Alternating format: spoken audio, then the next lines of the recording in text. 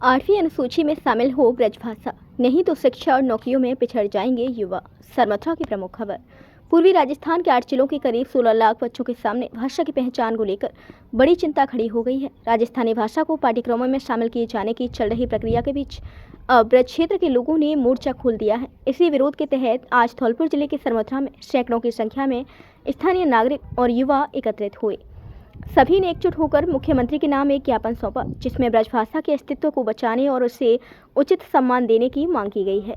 ब्रज ढूंढाड़ी, मारवाड़ी, मेवाती, मालवी आदि हिंदी भाषा के ही अंग हैं। किसी एक भाषा को बढ़ावा मिलने से क्षेत्रीय असंतुलन होगा। क्षेत्रीय विश्वविद्यालयों में अतिरिक्त सब्जेक्ट के रूप में स्थानीय भाषा को शामिल कर सकते हैं। सुखराम कोली, पूर्व विधायक पसेड़ी, ने कहा कि पूर्वी राजस्थान में करीब 12 लाख विद्यार्थी और 4 लाख प्रतियोगी परीक्षार्थी हैं। राजस्थानी भाषा इनकी समझ से परे है। यदि प्रतियोगी परीक्षाओं अथवा प्रशासनिक कार्यों में राजस्थानी मारवाड़ी को विशेष महत्व दिया गया तो पूर्वी राजस्थान के बच्चे पिछड़ जाएंगे। देखिए, हमारी माननीय मुख्यमंत्री से यही मांग है पूरे ब्रज क्षेत्रवासियों की कि अनिवार्य भाषा जो राजस्थानी जो की जा रही है पूरे राज्य में, तो हम कहना चाहते हैं कि राजस्थानी भाषा का स्वरूप कौन सा है, मारवाड़ी भाषा का या मेवाड़ी का या ब्रज का या शेखावाटी का, ढूंढाड़ी का, कौन सी राजस्थानी भाषा। तो हम चाहते हैं कि अगर ब्रज क्षेत्र में अगर राजस्थानी भाषा पढ़ाई गई हमारे स्कूलों में तो हमारे यहाँ के लोग उसे बच्चे समझ नहीं पाएंगे, हमारे यहाँ के लोग अध्यापक पढ़ा नहीं पाएंगे और तमाम जो प्रतियोगी परीक्षाओं में इसका असर पड़ेगा वो भी हम सबको पता है। तो हम पूरे क्षेत्रवासी यही मांग कर रहे हैं कि कहीं ना कहीं माननीय मुख्यमंत्री जी के द्वारा सुप्रीम कोर्ट में पुनः विचार याचिका लगाई जाए और जज साहब से ये पुनः अध्ययन के लिए कहा जाए कि कहीं ना कहीं जो राजस्थान का क्षेत्र है वो अलग अलग भाषाओं में बटा हुआ है और या तो वैकल्पिक रूप में यहाँ पे हमें ब्रज भाषा का ऑप्शन दिया जाए या फिर हम हिंदी भाषा को ही जैसे पढ़ते आ रहे हैं और वैसे इस हिंदी भाषा पढ़ते रहेंगे। धन्यवाद। समस्त धौलपुर वासियों से करबद्ध निवेदन है कि आगामी समय में जिस मारवाड़ी भाषा को लेकर के पूर्वी राजस्थान पर थोपी जा रही है, इसके विरोध में हमारे धौलपुर जिले के सभी उपखंडों पर धीरे धीरे ज्ञापन और रैलियों के माध्यम से अपना विरोध दर्ज कराया जा रहा है और बड़ी संख्या में धौलपुर में ये आयोजन युवाओं द्वारा किया जाएगा। ये आयोजन न तो किसी राजनीतिक पार्टी का है, न किसी समाज विशेष का है और न हम किसी के विरोध में हैं। हम अपने हक के लिए धौलपुर में एकत्रित होंगे। इसीलिए समस्त धौलपुर वासियों से करबद्ध निवेदन है कि तिथि और स्थान बता दिया जाएगा, ज़्यादा से ज़्यादा संख्या में पहुँच करके अपना विरोध दर्ज कराएं, जिससे हमारे आगामी जो समय है उसमें हमारे युवाओं के भविष्य से खिलवाड़ नहीं हो सके। हमारे पूर्वी राजस्थान की जिससे अनदेखी की जा रही है उसमें विरोध दर्ज कराया जा सके। ज़्यादा से ज़्यादा संख्या में पहुंचकर धौलपुर में जो आयोजन हो रहा है उसमें पहुंचे। राजनीति क्षेत्र जिसे पीछे है, सबसे पहले हमारे युवा, हमारे बच्चों का भविष्य है। उस बच्चों के भविष्य के लिए हम सब पहुँचे और इस आयोजन को सफल बनाएं। बाड़ी निवासी सीआरपीएफ के डीआईजी विशन स्वरूप शर्मा सेवानिवृत्त। बाड़ी की प्रमुख खबर। राष्ट्रपति पदक से विभूषित, सदैव राष्ट्र सेवा में समर्पित, सौम्य हृदय शिवभक्त Shri vision Swaroop Sharma DIG CRPF का सेवानिवृत्ति समारोह आयोजित हुआ। डीआईजी साहब के नेतृत्व में देश की एकता अखंडता के लिए सीआरपीएफ द्वारा छत्तीसगढ़, झारखंड एवं आंध्र प्रदेश के खतरनाक हार्डकोर नक्सलियों द्वारा आतंकवाद द्वारा प्रभावित बहुत बड़े भूभाग को नक्सली आतंकवाद से मुक्त कर वहां चिर शांति की स्थापना की गई। अब वहां आतंक हत्याओं पर पूर्ण प्रतिबंध लगाकर शांति स्थापित कर शिक्षा, स्वास्थ्य सुविधाओं और रोजगार में सुधार कर विकास के पंख लग रहे हैं। देश सेवा के दौरान मातृभूमि की सुरक्षा में सीआरपीएफ के हजारों जवानों ने अमूल्य जीवन का राष्ट्र सेवा में अमर बलिदान देकर देश की आंतरिक सुरक्षा को मजबूती प्रदान की है, जिसका हर देशवासी सदैव ऋणी है। रेलवे स्टेशन के पीछे पानी की टंकी पर लगा वाटर लेवल बना खतरा, हादसे की आशंका। बाड़ी की प्रमुख खबर। रेलवे स्टेशन के पीछे स्थित कृष्णा कॉलोनी में पानी की टंकी पर लगा लोहे का वाटर लेवल गेज लोगों के लिए चिंता का विषय बना हुआ है। स्थानीय लोगों का कहना है कि टंकी के ऊपर लगा यह वाटर लेवल जर्जर स्थिति में है और तेज हवा या अन्य कारणों से कभी भी नीचे गिर सकता है, जिससे किसी बड़ी दुर्घटना की आशंका बनी हुई है। स्थानीय नागरिकों का कहना है कि टंकी के आसपास लोगों का आवागमन बना रहता है। ऐसे में यदि लोहे का गटरनुमा वाटर लेवल अचानक गिरता है तो जनहानि होने की संभावना से इनकार नहीं किया जा सकता। लोगों ने प्रशासन से मांग की है कि जनहित को देखते हुए शीघ्र कार्यवाही की जाए और कॉलोनी वासियों की सुरक्षा सुनिश्चित की जाए। ये टंकी, ये वाटर वर्क्स का कर्मचारी और ये ऊपर ये मीटर नापने का है लोहे का। ये आंधी में गिरने वाला है। कई दिन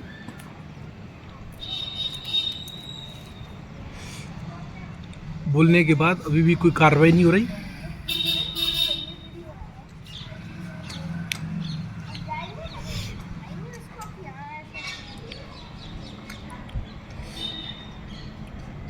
ये है प्रवीण, इससे कई बार बोल दिया।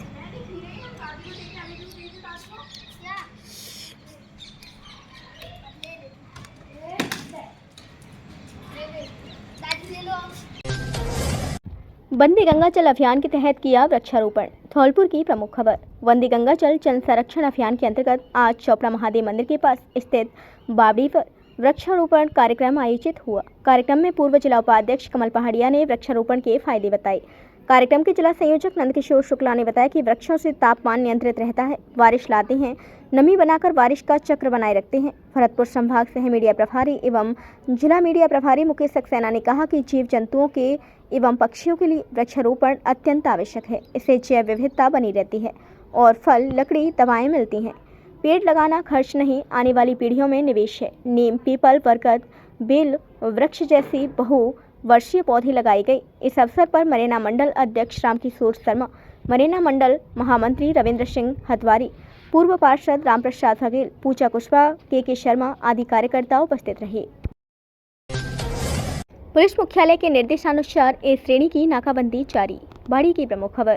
पुलिस मुख्यालय जयपुर एवं एसपी विकास सागवान तथा अतिरिक्त पुलिस अधीक्षक एडीएफ बाड़ी सरवण कुमार के निर्देशन में तथा डीएसपी महेंद्र कुमार मीणा के निकटतम सुपरविजन में कोतवाली थाना पुलिस द्वारा ए श्रेणी की नाकाबंदी की जा रही है। इस दौरान कोतवाल देवेंद्र कुमार शर्मा के साथ कोतवाली थाना पुलिस जाब्ता एवं यातायात पुलिस जाब्ता मौजूद रहा।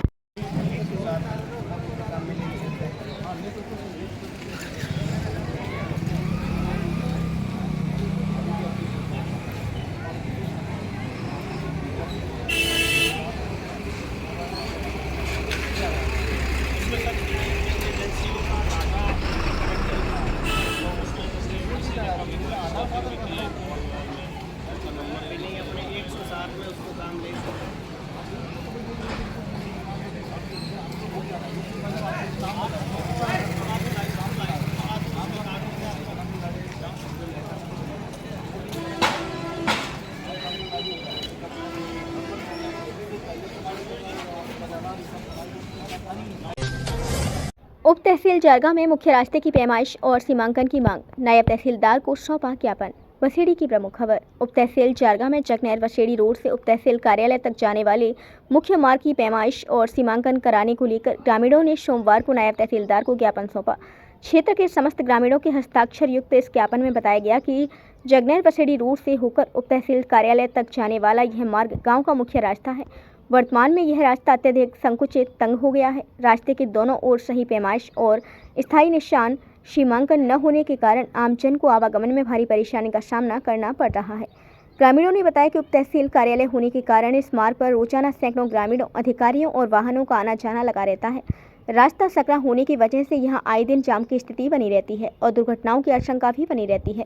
ज्ञापन के माध्यम से जनहित को ध्यान में रखते हुए मांग की गई है कि राजस्व टीम पटवारी कानूनगो द्वारा इस मुख्य रास्ते की दोनों तरफ से उचित पैमाइश नाप कराई जाए। साथ ही रास्ते की चौड़ाई निर्धारित कर दोनों तरफ सरकारी सीमांकन चिन्हित किया जाए ताकि रास्ता साफ और सुगम हो सके। इस दौरान राहुल कुमार, गोधन परमार, मोहन प्रकाश शर्मा, कंचन कोली, माता प्रसाद शर्मा, रामवीर, नंदलाल प्रजापत, राजकुमार शर्मा, ओमवीर, रविंद्र परमार, अटल बिहारी गोयल, भोलू शर्मा सहित बड़ी संख्या में ग्रामीण उपस्थित रहे। गोयल समाज सेवी जारगा में हम आए नायब तहसीलदार को ज्ञापन देने आए हैं। जो रास्ते में अतिक्रमण हो रहा है उसको साफ कराया जाए और जितना चौड़ा रास्ता है उसको रास्ते की चौड़ाई दी जाए। और पटवारी जी से रिक्वेस्ट है कि दोनों तरफ जो भी नाप है उनकी नाप की सीमांकन कर उनको सूचित किया जाए जिससे कि भविष्य में कोई अतिक्रमण ना कर सके। आज हमने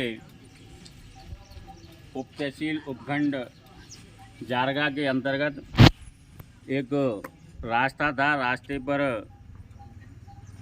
आधिकारिक अतिक्रमण कर रहे हैं लोग, उसके लिए ज्ञापन दिया है। और ज्ञापन में हमने ये बताया है कि जो जहाँ तक अपनी सरकारी सीमा है, अपनी जो लोग अधिग्रहण कर रहे हैं उसको हटवा करके रास्ता को साफ करवाया जाए और रास्ता को जो पूर्ण रास्ता है उसको पूरा निकाल करके प्रशासन हमें दे, जिससे लोगों के राहगीरों को यहाँ पर आने जाने की उप तहसील के मुख्य रास्ते तक एवं गांव के आवागमन के लिए साधन भी आते हैं, तो उनसे राहत मिलेगी। समय समय पर ये है कि लोग निश्चित तौर से उसको देखते रहेंगे और रास्ता चौड़ा हो, यही हम कहना चाहते हैं। पंचायत राज विभाग के मंत्रालय कर्मचारियों में आक्रोश, वीडियो को सौंपा ज्ञापन। बाड़ी की प्रमुख खबर 1 जून। उपखंड के पंचायत समिति कार्यालय और ग्रामीण क्षेत्र में कार्यरत पंचायत राज विभाग के मंत्रालय कर्मचारियों द्वारा सोमवार को पंचायत समिति के विकास अधिकारियों को ज्ञापन दिया है। ज्ञापन में आरोप लगाया है कि पंचायत राज विभाग के अधिकारी उनके संगठन की लंबित मांगों पर कोई ध्यान नहीं दे रहे हैं। 2 वर्ष से उनकी समस्याओं और मांगों की फाइल को अलग अलग जांचों के नाम पर ठंडे बस्ते में डाल दिया है।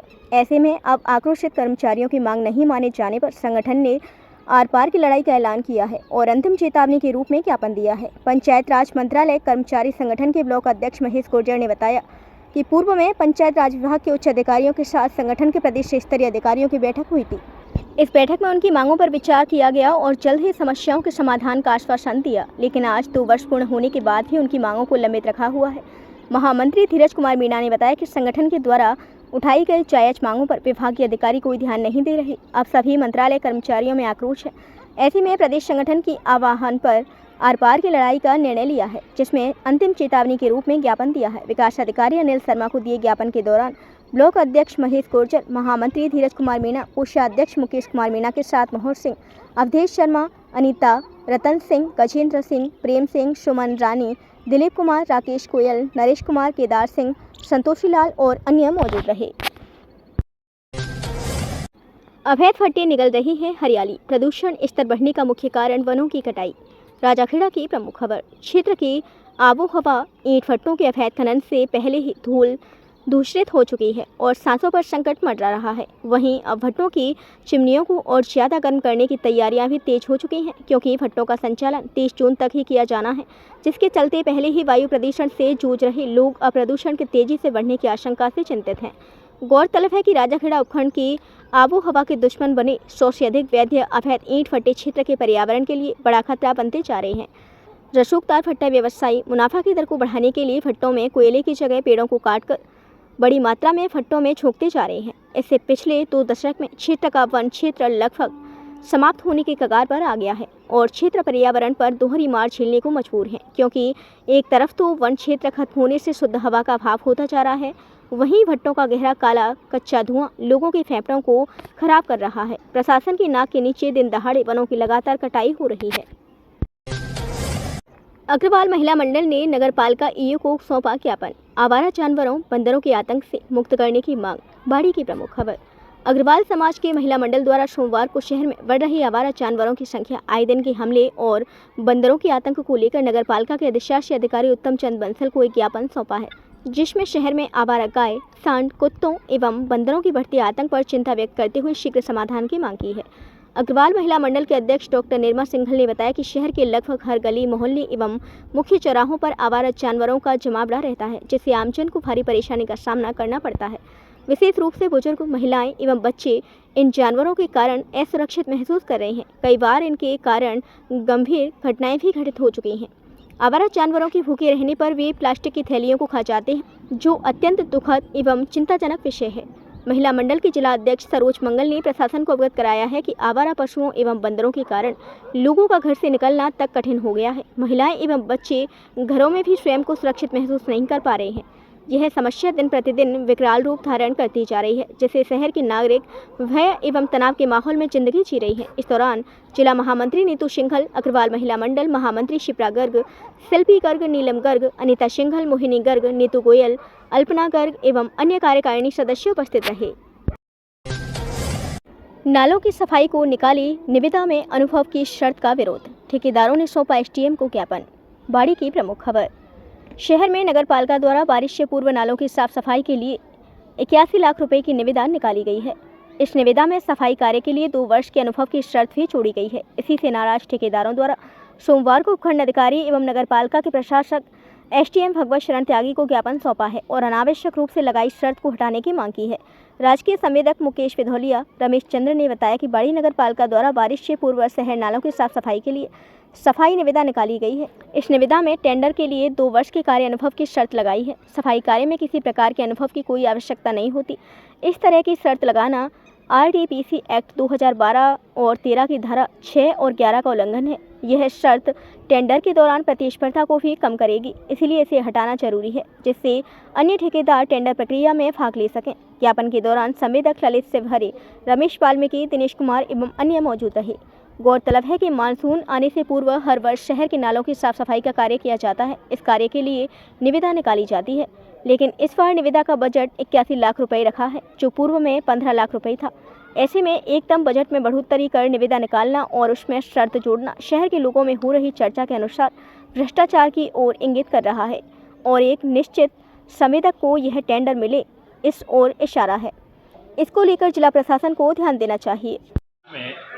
नगर पालिका बॉडी के द्वारा कुछ टेंडर लगाए गए हैं, उनमें शर्तें लगाई गई हैं, जिसमें अनुभव की शर्त लगाई गई हुई है। इसमें किसी व्यक्ति विशेष के काट-छाँट से यह टेंडर लगाया गया है।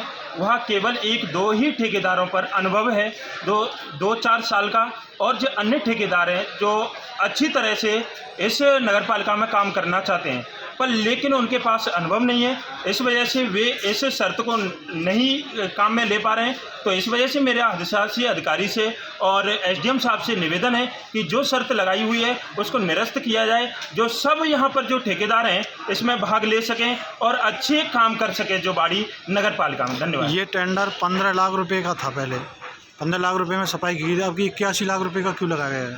ऐसा हो सकता है कि प्रशासन श्रीमद् भागवत कथा में गूंजा तीर्थराज मचकुंड का प्रसंग। सच्ची मित्रता में अमीरी गरीबी की कोई दीवार नहीं। सर्वेश प्रपन्नाचार्य। धौलपुर की प्रमुख खबर। सैंपो रोड स्थित सिंगारा पैलेस में 7 दिवसीय श्रीमद् भागवत कथा ज्ञान यज्ञ का आज मचकुंड प्रसंग, सुदामा चरित्र, नवयोगेश्वर संवाद और सुखदेव पूजन के साथ समापन हो गया। अंतिम दिन की कथा में उमड़े जन सैलाब से पूरा हॉल भक्तिमय माहौल में सराबोर नजर आया। कथा के 7वें दिन पूज्य महाराज सर्वेश प्रपन्नाचार्य ने बताया कि धौलपुर स्थित मचकुंड तीर्थराज भगवान श्री कृष्ण की दिव्य लीलाओं में शामिल हैं। राजा मुचकुंद और कालियावन वध प्रसंग का अत्यंत रसपूर्ण एवं भावपूर्ण वर्णन किया। अहंकार में अंधे कालियावन ने मुचकुंद को ही श्री कृष्ण समझकर लात मार दी। राजा मुचकुंद की आंखें खुलते ही कालियावन जलकर भस्म हो गया।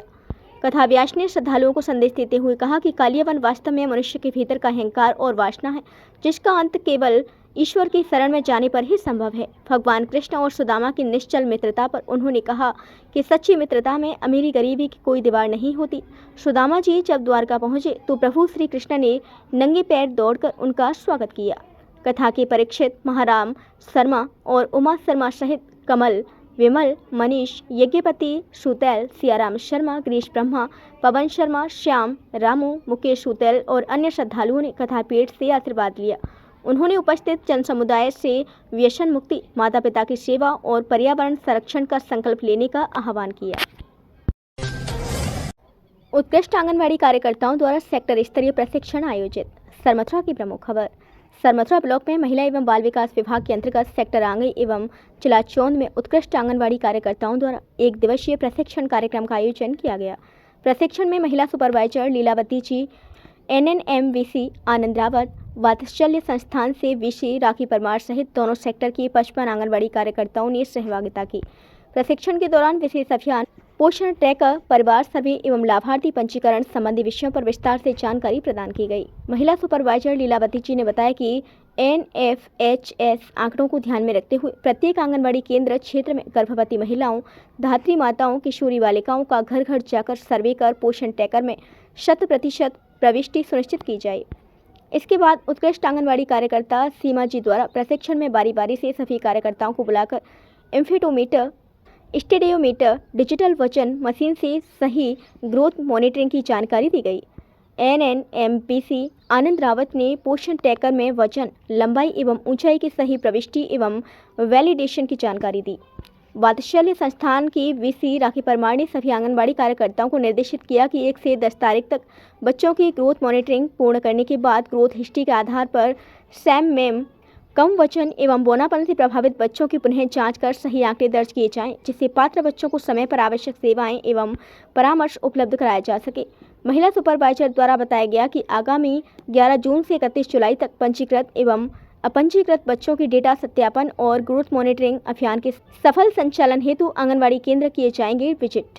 इस प्रशिक्षण में महिला बाल विकास विभाग से महिला सुपरवाइजर लीलावती जी, सुनीता शर्मा जी, NNMVC आनंद रावत जी, यूनिसेफ की सहयोगी संस्था वात्सल्य संस्थान से ब्लॉक कोऑर्डिनेटर राखी परमार उपस्थित रहीं। गायत्री शक्तिपीठ धौलपुर पर हुआ ट्रस्ट का पुनर्गठन। नथीलाल शर्मा मुख्य ट्रस्टी एवं धीर सिंह जादौन सहायक मुख्य ट्रस्टी बने। धौलपुर की प्रमुख खबर। गायत्री शक्तिपीठ धौलपुर पर गोष्ठी का आयोजन किया गया, जिसमें मुख्य अतिथि शांति कुंज प्रतिनिधि सतीश चंद्र कौशिक, पूर्व जिला न्यायाधीश व्यवस्थापक पुष्कर चौन रहे एवं अति विशिष्ट अतिथि श्याम सिंह, कार्यक्रम एवं संगठन समन्वयक पुष्कर चौन, विशिष्ट अतिथि नरेंद्र जोशी, उप चौन समन्वयक भरतपुर रहे एवं गोष्ठी की अध्यक्षता सहायक मुख्य ट्रस्टी धीर सिंह जादौन ने की।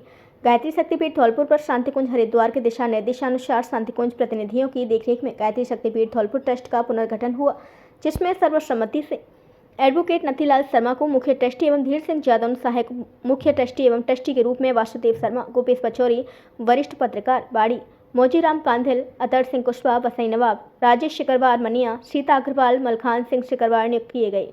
शांतिकुंज प्रतिनिधि सतीश चंद्र कौशिक, पूर्व जिला न्यायाधीश व्यवस्थापक पुष्कर चौन ने बताया कि ट्रस्ट के साथ समितियों में भी जैसे देवालय समिति में संयोजक श्याम सुंदर शर्मा एवं सह संयोजक प्रतिभा गुप्ता तथा वित्त एवं विधि समिति में अकाउंटेंट राजेंद्र अग्रवाल एवं एडवोकेट लक्ष्मण सिंह बैंसला, आंदोलन समिति में संयोजक मुन्नालाल शर्मा एवं सह संयोजक राजीव सक्सेना एवं संगठन समिति में संयोजक शिक्षाविद भगवान सिंह मीना एवं सह संयोजक संजय कमठान को बनाया एवं 13 सदस्यीय कार्यकारिणी का भी गठन किया गया। गोष्ठी में कैलाश चंद्र तोमर, नेमीचंद महामना, दक्ष कुमार शर्मा, नौबतलाल केन, प्रताप सिंह राणा, सुंदर सिंह कुशवाहा, दयाकांत सक्सेना, मनोज कुमारी, कमलेश कुमारी, ओमवीर सिंह राजपूत, चौराखेड़ा, रामप्रकाश तोमर, मुन्नालाल वाटर बॉक्स, कृष्ण कुमार परमार, चंद्रशेखर शर्मा सहित अन्य गायत्री परिजन उपस्थित रहे। गोष्ठी के अंत में मुख्य ट्रस्टी नथीलाल शर्मा ने धन्यवाद ज्ञापित किया। स्वयं का अध्ययन करना है, अगर हमने स्वयं का अध्ययन कर लिया, इसीलिए कहते हैं अधियात्मान इत्याध्यात्म। अपनी स्वयं की आत्मा का अध्ययन करना ही अध्यात्म है। दूसरा कोई आपका उद्धार करने वाला नहीं है। भगवान बुद्ध को जब समझ में बात आई तो उन्होंने क्या कहा, अप दीपो भव, अपने दीपक स्वयं बनो। दूसरा कोई तुम्हारा उद्धार नहीं कर सकता, भगवान भी नहीं कर सकता। मजे की बात ये, भगवान भी चाहे ना कि तुम्हारा उद्धार कर दे, जब तक आप अपना उद्धार करने के लिए तैयार नहीं है तब तक भगवान भी नहीं कर सकता। इसलिए गुरुदेव ने सूत्र दिया, ईश्वर केवल उसी की सहायता करता है जो अपनी सहायता स्वयं करने को तत्पर है। ठीक है ना? तो हमको क्या करना पड़ेगा, हमको चिंतन करना पड़ेगा इन बिंदुओं पे। जब आप कहीं जाते हैं, आचरण, गुरुदेव ने क्या कहा, सबसे पहले तो उसने कोई भी सत्र कर लिया, फिर बांध के भी चलते थे, 9 दिन का सत्र किया हो। क्यों जोशी जी भाई साहब अंशदान देता हो, गुरुदेव के साहित्य से जुड़ा हो, ये सब उसमें ऐसी बात है। तो सबसे पहले तो सत्र किया हो और संविधान देता हो और अंशदान देता हो, ये 3 शर्त तो अनिवार्य है। इस तरह के हम सब भाई बहन नहीं है, ऐसा तो मुझे कोई लग नहीं रहा कि वो तो आदरणीय हमारे जज साहब बैठे हुए हैं, उनके समक्ष हो जाएगा। हाँ, लेकिन अभी जो गोष्ठी हुई थी उसमें भी यही बताया गया था। हमारे यहाँ पर 8 तहसीलें हैं, 8 तहसीलों में 2 शक्तिपीठ बनी हुई हैं, एक बाड़ी की और एक धौलपुर की। मनिया में भी काम कर रहा है अपना नवचेतना केंद्र, लेकिन हमारी वीडियो पसंद आई हो तो लाइक, कमेंट और शेयर करें, और ऐसे ही वीडियोस को देखने के लिए आप हमारे YouTube चैनल BBN भव्य वसुंधरा न्यूज को सब्सक्राइब कर बेल आइकन को प्रेस करें।